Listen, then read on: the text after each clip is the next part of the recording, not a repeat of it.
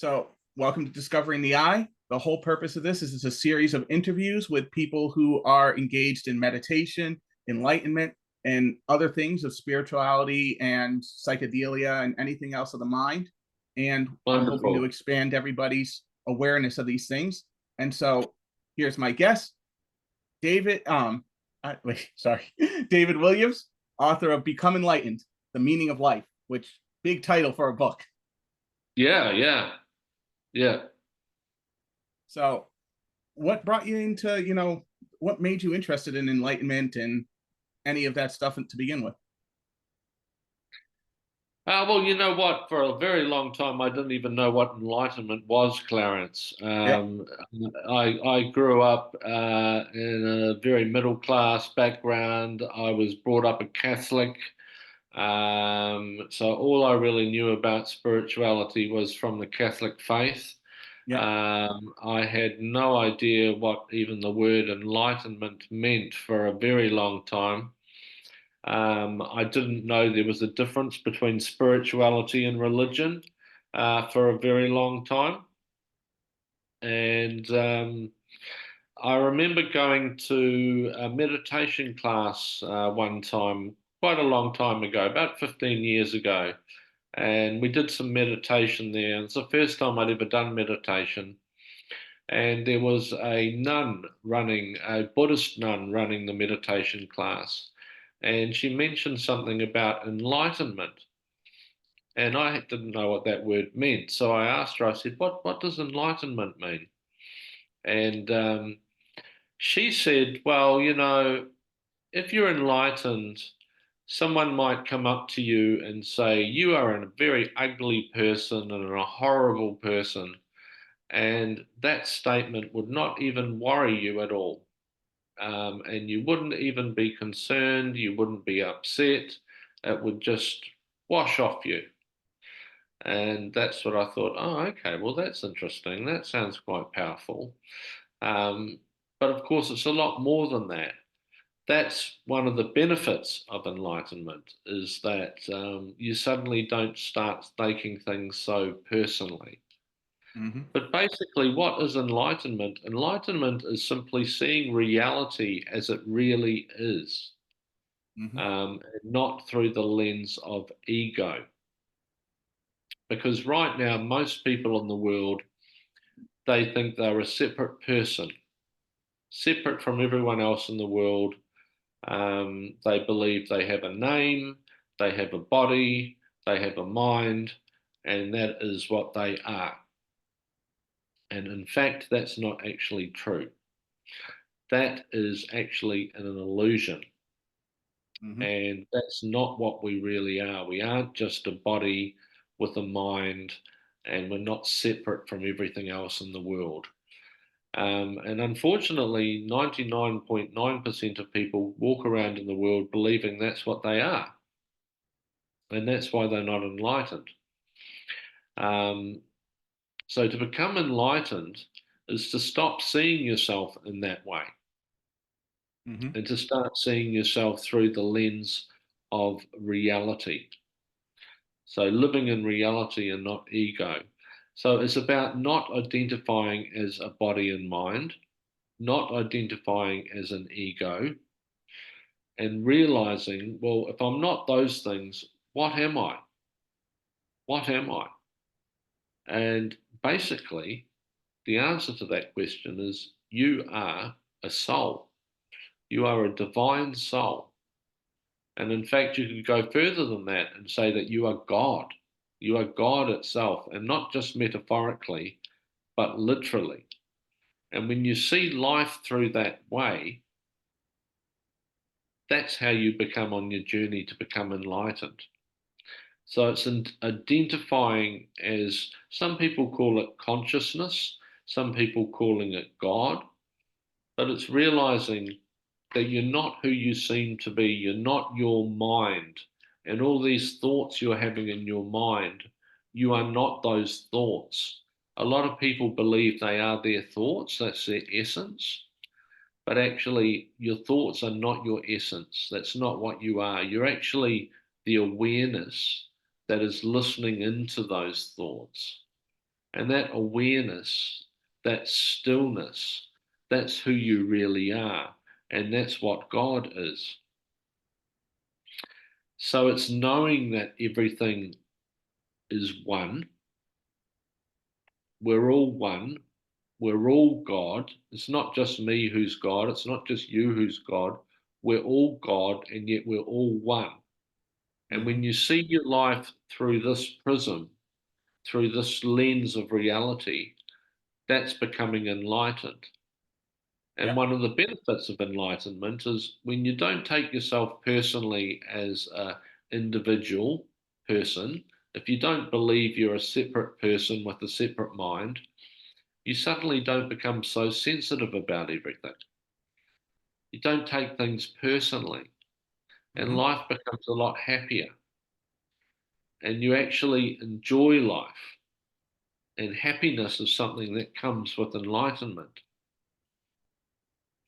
Yeah. So, another thing to realize is that, as I mentioned, this person we think we are, it doesn't actually exist. It's a really hard thing to wrap your mind around because, we seem solid, we have our thoughts, um, it seems so real, but it's not.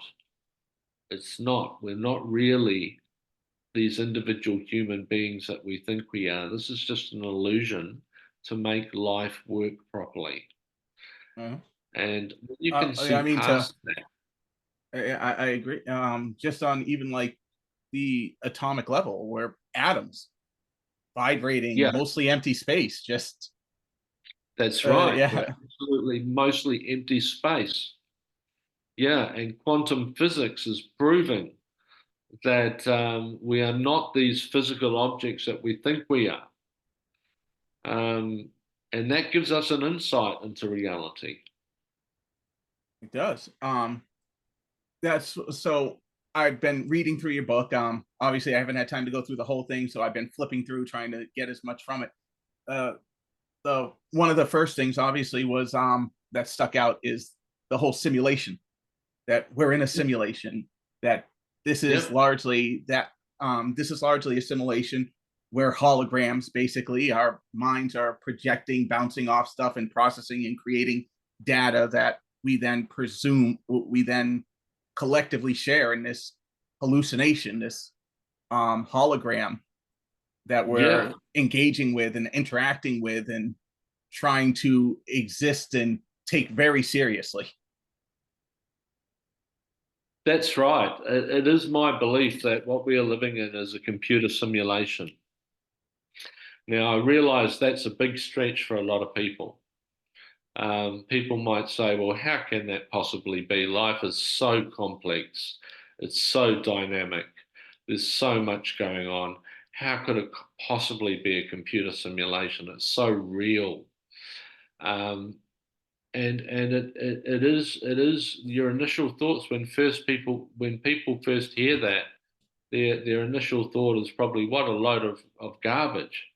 Um, but there's actually a lot of strong reasons for that to be the case.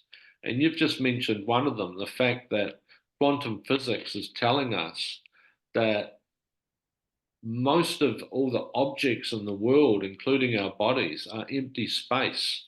There's nothing there. Mhm. If I tap this table, it feels real, it feels hard, but it's not. It's empty space. And you're not And it's actually touching it.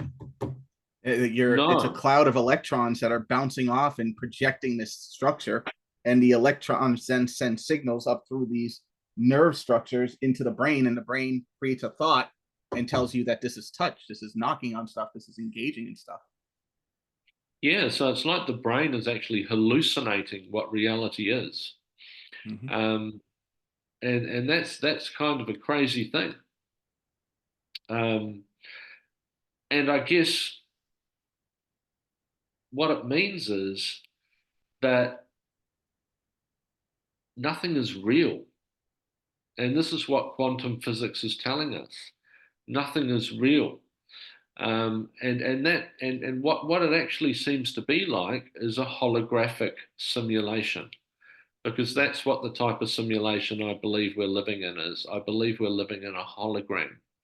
And that's how a hologram works. A hologram is just empty space Yeah. that appears real. But just getting back to being in a computer simulation, in my book, I wrote about the first computer game that I ever played, and it was called a game called Pong, and it was about 50 years ago.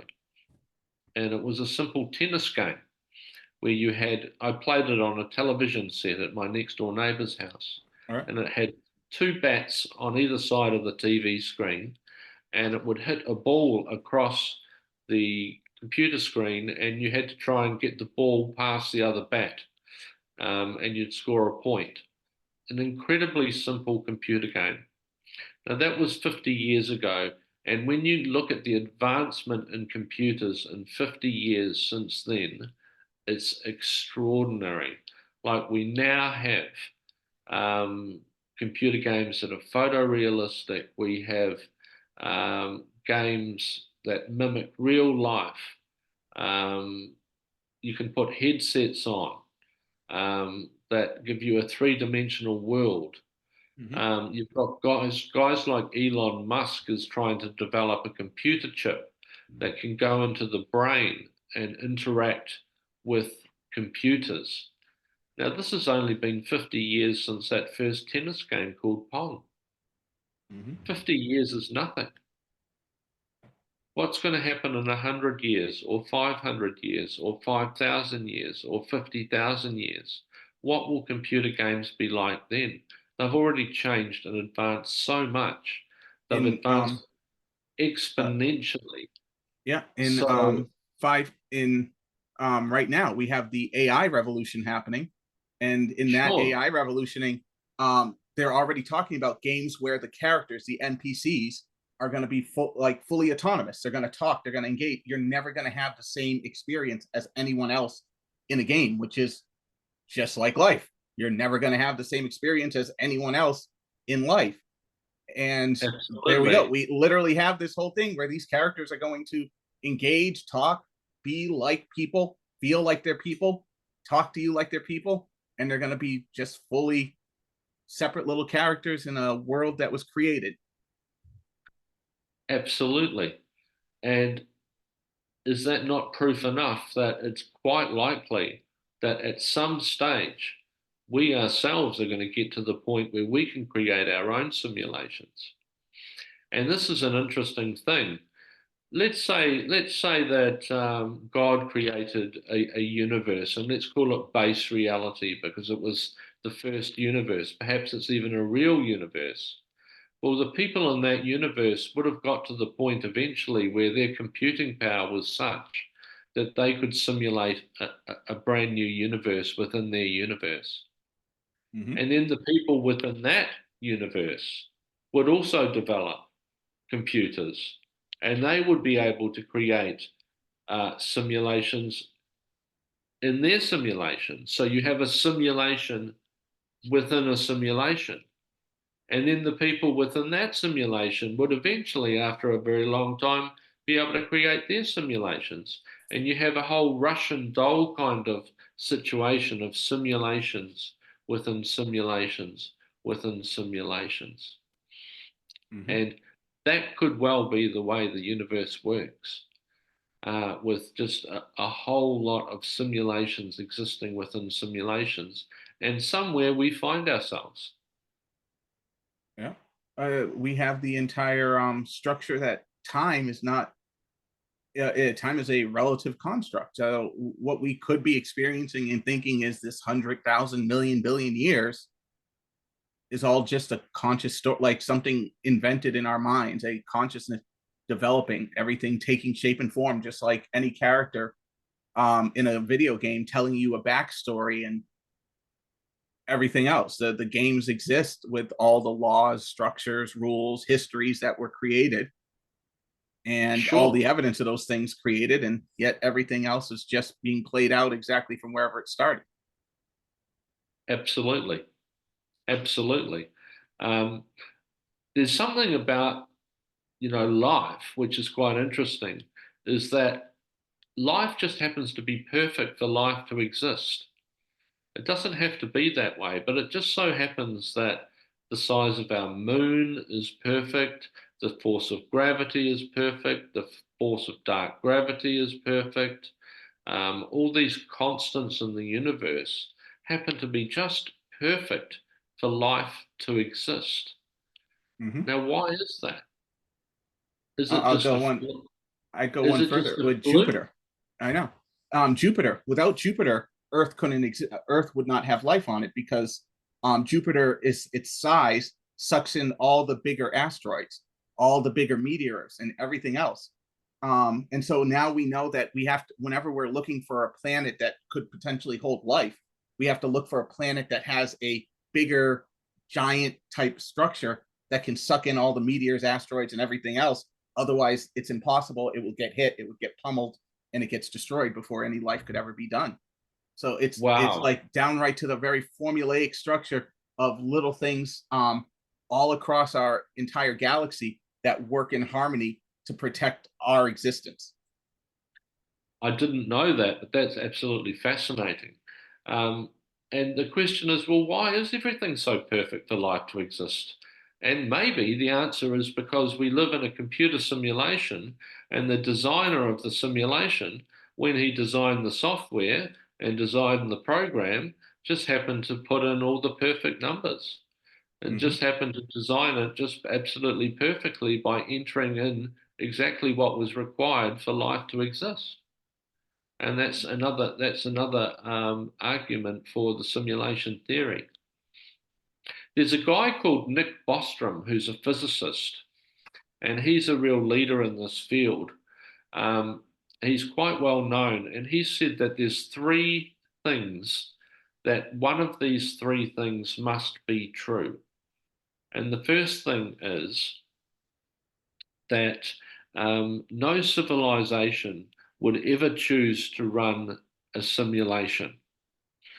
Sorry, my mistake. The first thing is that no civilization would run a simulation because something horrible might happen, like a nuclear war or an asteroid hitting the planet to destroy the civilization. That's one possibility. The second possibility is that for moral reasons or some other type of reasons, civilizations would choose not to run a simulation. They might find that it's morally reprehensible, for example. And then the third alternative is that we are most certainly living in a simulation. If those first two things are not going to come into play, then it's highly, highly likely we are living in a simulation. And I find that argument very strong. Mm-hmm. I find it very strong. So when you think about the way computer games have developed over the years, the way they've just exponentially increased in power and complexity, and where they're going to go, it's just beyond our imagination. Like we can't imagine how good they're going to get. When Mm-hmm. you consider what I've just said, when you consider quantum physics proving that everything seems to be a hologram, that there's just no substance to everything. Um, there's another thing called the double split experiment. And in this double split experiment, this experiment proves that the little building blocks of matter, which are called subatomic particles, they seem to be self aware. And when people observe these particles, they change in nature. They change from a wave to a particle. They actually they actually recognize that they're being observed and they change. Mm-hmm. So that means that everything around us, which is made of subatomic particles, appears to be self aware. Mm-hmm. And it means that if we're looking at something or observing something, they come into play, they appear from nothing. Right. Because before that, they would exist as a wave. And when they're observed, they collapse from a wave to a specific particle. So it means as we go around the world observing things, things pop into existence. um, and they become real. And if you're not observing something, they don't pop into existence. They exist as a wave of potentiality or a wave of probability. Why would Have you, they do that? It's to save on computing power. If no one's looking at something or observing something, why would the simulation need to show it? uh, It would be a no. waste of computing power. But if someone seems to be watching something or observing something or interacting with something, then all of a sudden the particles that build up that object are self-aware, they realize they're being observed, they pop into existence. And it seems like they've been there the whole time to us, but they just appear. And that's because computer games do the same thing. They don't show everything all at once. They only show what you're up to in the game, because otherwise it would be a massive waste of computing power. And in old games, you used to actually see it. It would start the land would start forming. If you're playing RPGs and stuff, the land would start forming as you're walking across these maps and stuff like that, and you would That's have to right. come across stuff. Yeah.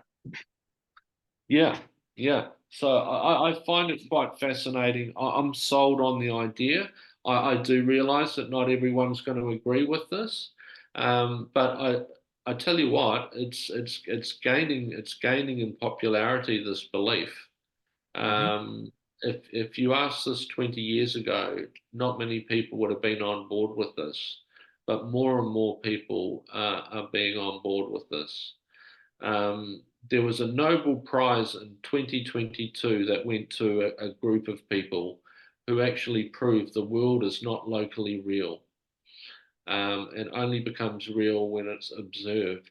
So there's some high power physics and maths behind this. It's not just a theory. It's been backed up by a lot of high powered maths and physics. I think one of the greatest evidences, for one thing, either way. So I might actually come at it from more Donald Hoffman. Have you ever read his book, The Case Against Reality, or Sure. heard about? Yeah, Yeah. where it's consciousness and stuff like that. But what is absolutely undeniable is that culturally, class wise, religious wise, there is an experience of oneness that can be had by absolutely anybody, either through meditation, through psychedelics, or through severe trauma, something in which shuts off that sense of self. And once that sense of self is shut off, a person experiences that feeling of oneness, of complete connection, of no sense of self. And when they do that, it's an exact similar experience across the board. Yep. And so if there's a universal experience out there that every human being has the ability to do when they get beyond a certain place in their mind, then it suggests that, one, that our brains have this ability. Why? Is it that, hey, if we act where we're shutting down that area of our, programming? Is it that we're connecting to a spiritual realm? Is it I don't know what, the answer can be up to the air, but it seems that there is something that once we can set aside everything, once we let go of all of that, all of the ideas of what we know, that we begin to actually experience a universal experience. Sure. And that universal, I would call that universal experience reality. Yeah. And you just hinted at it when you said it's the same for everybody. The feeling of oneness, it is the same, and that means that perhaps that's what truth is. That's what reality really is. And unfortunately, most of the people on this planet are not experiencing that. They're experiencing life as a separate human being through an ego. And that's kind of not real, Mm-hmm. even though that's very normal and that's what normal people experience. It's not reality. It's not reality at all. Um, and so we've got a long way to go. Definitely do. Uh, um, so then there was on your book. Let me go through here. I took some notes here. Well, let's just go on to how does the ego affect life. We were just talking about the ego. talk onto the subject of how does the ego affect life? Sure. I just took some little notes here about each of your questions. So Yeah. I hope you don't mind me just No, I don't telling mind. you. Anything that Well, look, creates a the good ego, message. sure, the ego, the ego makes us believe we're a separate human being with a separate mind, interacting in a world with a whole lot of other people who are separate human beings with separate minds. So you can imagine if there's 8 billion people on the planet, there's 8 billion people walking around with a little mind in their head. Mm-hmm. And each mind is separate, contained within the head, and they're interacting with each other. That's what the ego tells us we are. And it's not true. It's a huge illusion. Um, it's meant to be that way because the ego is actually part of an evolutionary process. At some stage, we need an ego to have a sense of survival. So, like, if you look at the animal kingdom in that area, they are developing an ego. And you can take I don't know, some sort of animal which could be hunted in the wild. The fact that it has an ego, it has a sense of self, it has a sense of being an individual creature, that gives it an ability to survive. And the ego is also inherently negative, and that negativity helps that creature stay alive as well. Because if you're negative, you're less likely to be eaten by a lion because you're going to run from the lion. So the ego does have a purpose. It gives us initially uh, a sense of self or a personality or, yeah, I guess just a personality or something like that. But it runs its purpose and it comes to an end in terms of how useful it is. Cats and dogs are developing an ego. They respond to their name. Um, so it is useful and it is a part of our evolution. But unfortunately, there's a lot of problems with an ego. It's a very negative construct. Mm-hmm. Um, the ego, the ego is very harsh on itself. It causes a lot of suffering in people's lives. Um, when things go wrong, the ego blames the person. The ego forces you to get down on yourself, to feel that you're not good enough, that you've done things wrong. And this causes suffering in life. And when I use the word suffering, I'm kind of referring to the way suffering is used in Buddhism. And suffering in Buddhism, it means kind of like hardship in life, difficulties in life, pain, feeling bad, negative emotions. The ego causes a lot of those things. I've always Um, defined suffering as distress over hardship and pain. It's almost like it's Sure. the emotional effect. It's the emotional effect that one has because it's the feelings that we gather up and we use to explain, oh, I'm in pain, and that means that this is bad. And we give it labels and we start going, well, yeah, obviously pain is bad. It's making me uncomfortable in this way, or that, oh, this hardship that I'm facing, this is bad, this is horrible. And thus it suffering is the unrequited desire for something to be different than what it is. Absolutely, that's a great definition.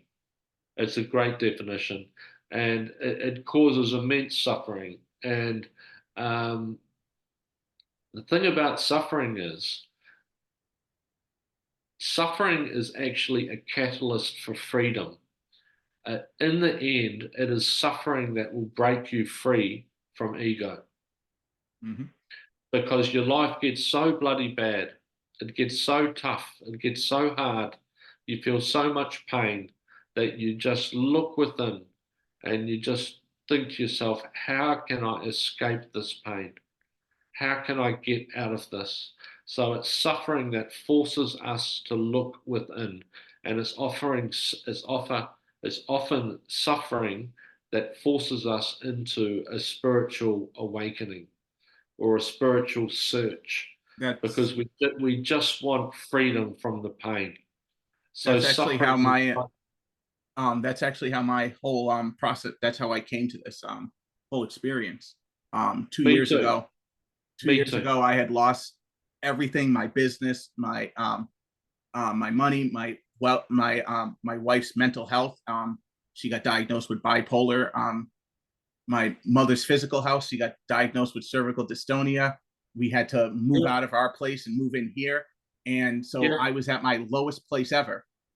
yep. And um and at that lowest place one day on February 18th, I like remember the day right now. On February 18th, I was driving. I was driving through the city. I was doing DoorDash. I was delivering food, and I was just absolutely miserable. And I started to have this nervous breakdown, and I had to get home. And when I was driving, I almost hit somebody, and I was totally at fault.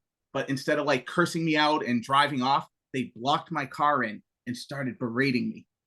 And Oh no. I was like crying and begging them to just leave. And this anger and this wrath filled me, and I wanted to actually hurt these people. And that scared the hell out of me. And eventually, luckily, um, calmer heads prevailed, and I was able to swerve around, jump a curb, and make my way home. And that night, February 19th, at about 1 a.m., in the freezing cold, I went outside. I sat on my porch, and I had made the decision that I was either going to die, I was going to freeze to death, or I was going to figure out like what to do with this pain. And Sure. in that moment, everything, I sat out there, I just shut my eyes, and everything just melted away. There was this blinding whiteness that just filled, it was a void. It was just a void of everything. And yet, and I was nothing, and yet I was everything. And it felt, and Wow. yeah, that set me on the mission, that set me on this entire process. That's amazing. And you know what? My story is so similar to that. I I I I was suffering a lot in my life. I had been diagnosed with chronic health problems. I developed a disease called fibromyalgia, which was putting me in immense pain. I was in immense pain. I was overstressed at my job. I was also nearing a nervous breakdown. And I got home from work one day and it was just all too much. I couldn't go on. And I actually fell to my knees. And I hadn't really been spiritual, religious, or gone to church or anything leading up to this point. And I fell to my knees and I just prayed to God for the first time in years and just said, please help me, God. I can't continue like this. This is not working. I'm in pain. I can't do this. And something amazing happened. My life just changed from that moment. And that was the beginning of my spiritual awakening. And life just seemed to respond to that cry for help from me. Um, so yes, suffering does have the benefit of forcing you to look within and forcing you to change. Um, and they do say that if you're not enlightened, it simply means you haven't suffered enough yet. Eventually, you will suffer so much. Everyone will get there to enlightenment. Everyone will. Maybe not this lifetime, maybe not the next lifetime, but everyone will get there eventually. And it's suffering at this stage in our development that brings us enlightenment. Um, so it's a very painful process. Um, and when you think about life and reincarnation and the different stages, what we're going through here on Earth is actually the most difficult stage in the whole process. This giving up of the ego, because it's suffering that causes us to look within. that asks us to look for answers, which in the end leads us to transcend ego and to move away from ego and realize we are God, we are all one, we are divine consciousness, and live from that place. And when we live from that place, that's what enlightenment is. It's living from the truth, it's living in reality. Um, so yes, it's that process of getting there that eventually leads us to freedom. I think, and um, in the way I would also like to say, it's that suffering leads us to that willingness to surrender. Like Yes. there's nothing when we realize there is nothing we can do. There is nothing that can be done on our part to do anything. And so it's either you just have to step back and be like, oh wait, maybe I don't have that control. Maybe I'm not in the control that I think I am. And maybe this is not what I am. And to just let it be like that. And that is for me, that was the most hardest thing. I mean, I've always been, that self-help, um, hustle, grind person. That's I've started 4 businesses. I wrote 42 books.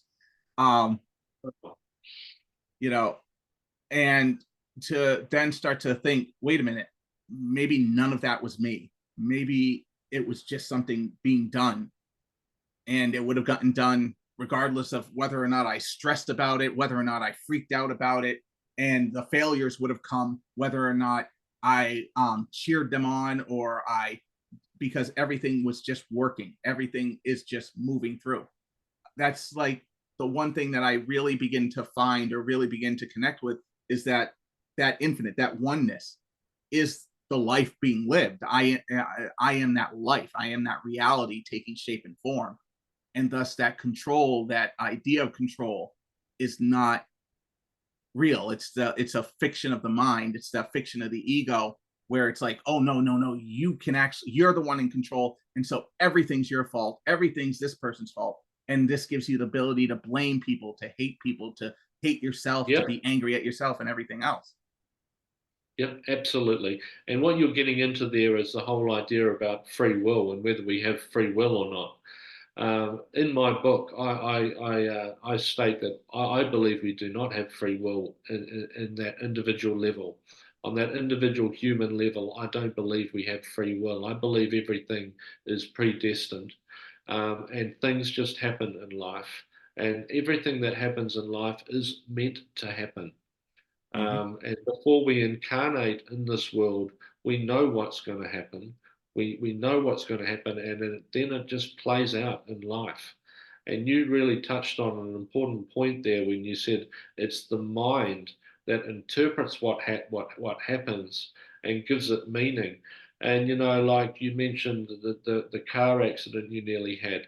It's the mind that will say, this is bad, that guy's at fault, he shouldn't have done this, I'm angry with him, I'm angry with this, I'm angry with that. It's the mind that makes everything worse. It's not so much what happens to you in life, it's what the story the mind comes up with to describe what happens, and the meaning it gives it.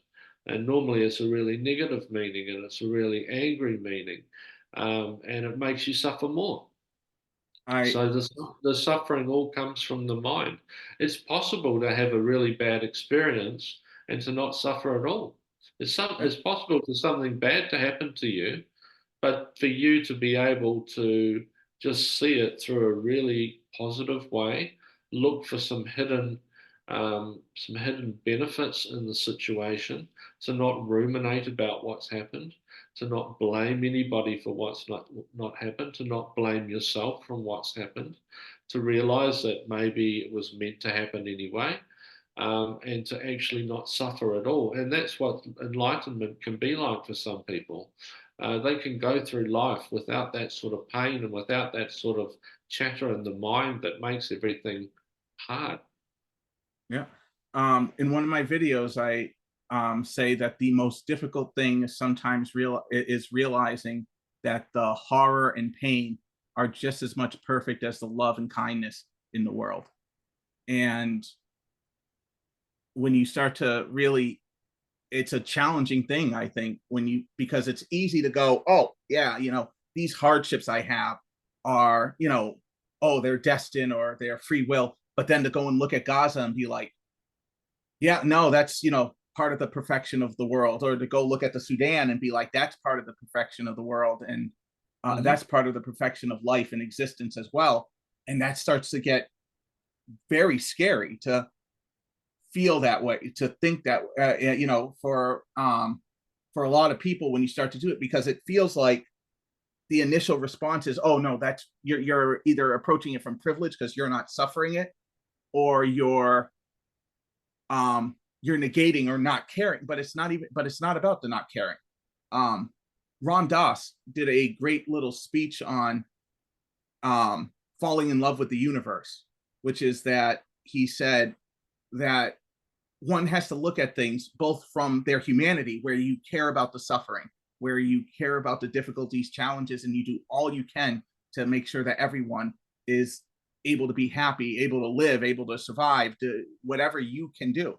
But at the same point, when you step away from the humanity, you see the absolute perfection of the universe. Hmm. And you sit in that perfection of the universe at the same point. And so that you can love the universe, you can love all that's happening in all of existence, and at the same point care for everybody that's experiencing the worst of that. Sure, sure, absolutely. And I have a belief that when Source designed this world, um, one of what he wanted to do, or what she wanted to do, was to experience everything, and not just good things. Source didn't just want to divide himself up, incarnate on this planet, and experience just great things. He wanted to experience everything in the world, and that includes hardship. That includes people living in poor countries with very little money, struggling to have enough food to eat. It includes a lot of things that people call evil. Um, Everything is valid, and the whole thing about the universe is that Source wants to experience everything there is to experience, everything. And that includes some really difficult situations and a lot of people who are going through a lot of pain. And when you see it like that, it kind of changes your perspective. And you realize that it kind of makes sense in a way. Um, because the world is far from perfect and there's a lot of pain in the world. And that's the way I see the situation. I And think I that's just really, yeah, I think that's really a solid way. One of the a story I had one time written up and did was about an eternal being who wanted to experience the world. So he made a world of absolute perfection, and he grew bored of it, so left that sure. world, and then went and created a world where like and then slowly kept going through and through and tried to create a world of disaster and everything. But even that became boring, because if nothing works out, not to expect anything, and eventually all hope just dies and there's nothing to it. And so eventually, yeah, the force creates everything and puts itself into the world to experience every aspect of existence, um, and all the ups, downs, all the good, all the bad, all the greed, all the happiness, all the charity, every solitary aspect. And that way, there it was. It just wasn't bored. It was trying to escape that boredom. Love it. Absolutely love it. That's amazing. Yeah. Yeah. Totally And for concur with that. when I've been in like some states of deep meditation, when I've been in some states of psychedelic use and stuff like that, I've had what I've called perfected boredom, which is like everything is exactly how I would expect it to be. And yet at the same point, it's all at the absolute level of perfection with it. Like it is the joy, happiness, pain, fear, terror. It was every experience. I've had it while meditating, and I've had it while doing substances and stuff like that. And Mm-hmm. it's always really interested me in that we oftentimes like talk down to boredom. Like boredom's this Yep. bad thing and this horrible thing. Yep. And yet there can be an absolute perfection to it, and Absolutely. absolute nature to it, where everything's perfect. And I think a lot of times, Jed McKenna talked about it in his book, where he said that, oh, once he became enlightened, life became boring, not in a horrible or crappy way, but simply because it's just acceptance of everything. So it's just the perfect, everything's perfect, and if everything's perfect, it's a little boring. Sure. And you know what? Um, Being able to see the beauty in the mundane is a wonderful thing, because let's face it, most of life is mundane. And it's the ego that wants the peak experiences all the time. The ego wants to, I don't know, it depends on how old you are, I guess, but be out partying or socializing or doing fun stuff or drinking or taking drugs or involved in some addiction, some sort of peak experience, some sort of pleasure seeking. The ego loves to seek pleasure. But let's face it, life, a lot of it is just mundane stuff. Mm-hmm. We're doing the dishes, and we're sitting on the couch watching TV, or um, we're just doing basic things. So being able to see the beauty in the mundane is incredibly powerful. And being able to be okay with the mundane is incredibly powerful. Um, and I can totally concur with the experiences you've had there. Mm-hmm. So, what do you say is the big picture? What's that big picture of everything that you're trying to share in your book? Well, I guess in the book, I wanted to write a book that explained the meaning of life, amongst other things. And 20 years ago, or even going back further, I'm 52 now, but ever since I was quite young, I wanted to know the answers to the big questions, and I had no idea to those big questions. What are we here for? What's the point of this? What's my purpose in life? What am I supposed to achieve? Um, what was I before this life? What will I be after this life? Why is there something here? Why is there nothing? Why isn't there just nothing? Um, what's the order to it all? What's going on here? What's going on? And that's the big picture to me, answering those questions. Um, and I was lucky enough to come across some channeled material called the Law of One. I don't know if you're familiar with this material. No, I haven't heard of that. It's a channeled material that was channeled from a being called Ra in the 1980s by a group of people. Mm-hmm. And in this material, he basically answers all those questions. And he explains that this universe we're living in is a galactic community, and it's an ordered galactic community. And different civilizations are grouped together depending on how evolved they are. Now, where we are at the moment on Earth, we're at a level, um, they call them densities, and there's 7 densities. First density is the lowest evolution, seventh density is the highest evolution. Mm-hmm. And this is how life is grouped. And we're at number 3. Some of us are at number 4. Um, and where we are as Earth, we're still living in ego. We don't even know the basic rules of humanity, of life. We don't understand that we are God. We don't understand that everything is one. We don't understand that everything is an illusion. And many other things, many basic facts we don't understand, or we don't know about, or most people don't know about. So until we get those basic facts as common knowledge, we're going to stay isolated. We're deliberately being isolated by the galactic community. Mm-hmm. In other Um, parts of the yeah, in go other ahead. parts of the universe, uh, people are evolved much higher, and they work together and they live together in communities. There are worlds that live and operate together. There are planetary systems that work together. There's a whole structure to it, starting from density 1 to density 7, as outlined by this channeled work, The Law of One. And in this channeled work, The Law of One, he explains the different incarnations. We start off incarnating as minerals, Hmm. or plants, or microbial life, or insects, or birds, or animals, and then human beings, or then we might be on a different planet, be a different creature. And then within each incarnation, hopefully, we're moving higher and higher with each incarnation, and we get to different levels. And for example, when we get to the next level, our average lifespan will be millions of years rather than 90 years, as we have at this level. Um, and so in the book, I outline all that and I explain it all. And you can actually see how it all works. Hmm. And that's to me what the big picture is.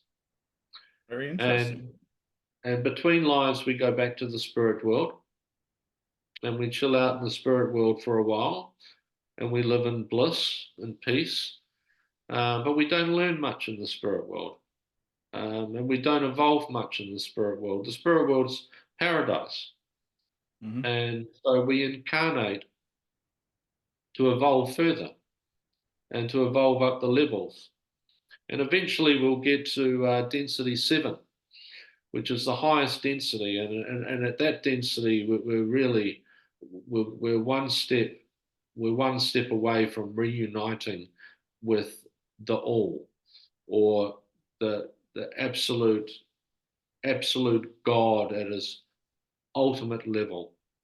Um, and then at the end of density 7, we amalgamate back with the all, and we become pure love. We become pure love, we become pure bliss, and we exist like this for a while until we start the entire process over again in a completely different game or a completely different universe. And we start it all over again. And so that's the big picture. We're here to evolve, we're here to learn, we're here to experience. Um, and it's a beautiful process, and it's been designed deliberately and purposely. Sounds very interesting. All right. Well, I appreciate you coming on and giving me your time and No talking about problem. your book, Become Enlightened. Become Enlightened, the meaning of life. I'm gonna have the link down in the in the comments and in the description. I'll Sure. make sure I'll make sure you get a link. Again, thank you so much. This was really fun. This was really, I hope, like very informative for the audience that's gonna hopefully watch this. Yeah, I appreciate everything. You went in deep and you really gave a bunch of information. Oh, well, look, thank you, Clarence. I really enjoyed it, mate. You asked some really good questions. The time's flown by. I really enjoyed it, and thank you for having me on your channel. I really appreciate you putting me on the channel, and I wish you all the best. Have a great one. I'll message you soon.